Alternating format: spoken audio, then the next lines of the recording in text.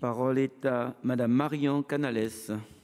Merci, Monsieur le Président. Madame la Ministre, 1500 communes sont dépourvues aujourd'hui d'un contrat d'assurance en France, soit parce qu'elles n'ont reçu aucune réponse à leur appel d'offres, soit à cause de tarifs élevés. Dans mon département, la ville de Thiers, par exemple, a vu son budget dédié augmenter de près de 118%.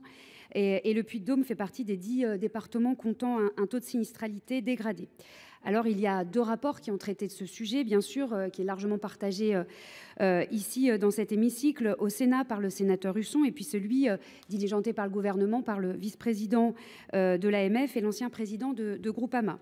Depuis 2023, de plus en plus de collectivités territoriales ont subi une résiliation par ailleurs de la part de leur assureur.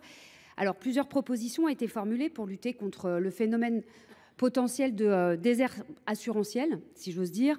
Plusieurs annonces, la saisine possible du médiateur de l'assurance, une mission de réflexion sur la création par la Caisse centrale de réassurance d'un observatoire des tarifs des assurances souscrit par les collectivités, mais tout ceci n'est pas de nature à répondre aux inquiétudes.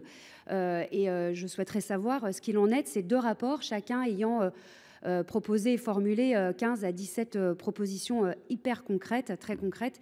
Merci Madame la Ministre. Madame la Ministre.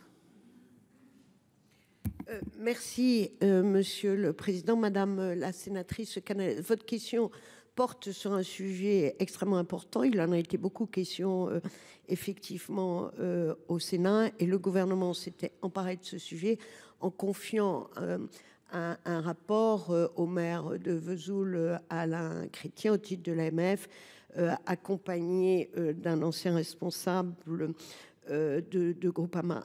Avec François Rebsamen, nous sommes extrêmement attentifs à ce sujet parce que nous avons vu la situation des assurances des collectivités se dégrader considérablement, avec une augmentation des primes, mais aussi une augmentation des franchises et parfois une absence de réponse. Dans mon département, une commune est même aujourd'hui sans assurance. L'offre des assurances s'est contractée les années récentes.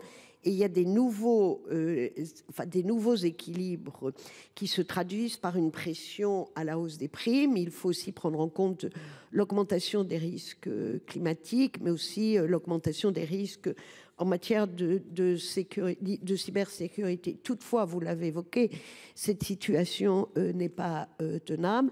2 rapports ont été commis, si je puis dire, et le gouvernement s'engage à proposer avec les représentants du secteur et les associations d'élus des solutions aux difficultés assurantielles rencontrées par les collectivités territoriales. Et le gouvernement annoncera dans les toutes prochaines semaines une série d'actions concrètes issues de ces travaux pour que chaque collectivité soit en capacité de recevoir une réponse. Soyez assurés de l'attention et la préoccupation de François Rebsamen sur ce sujet. Madame la sénatrice.